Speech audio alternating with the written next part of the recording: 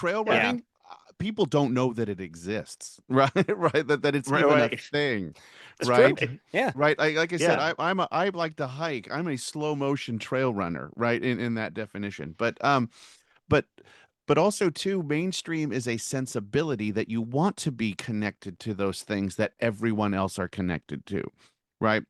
And so it's a sensibility, right? And so I think that if you're looking at both an event and a taste and a sensibility, now you start to fractionalize. So one of the sensibilities column that is now mainstream is the idea of niche cultures.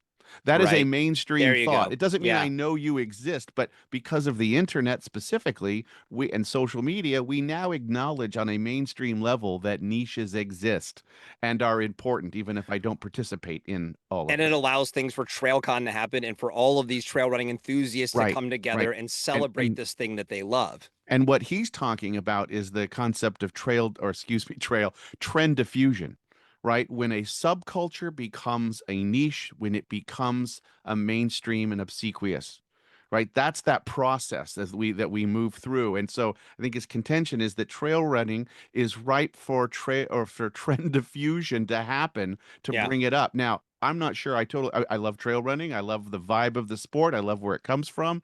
Not sure that you could say it's similar to say skateboarding, right? Skateboarding went from a niche subculture in the 70s to a niche into mainstream into the 90s, and there are other examples.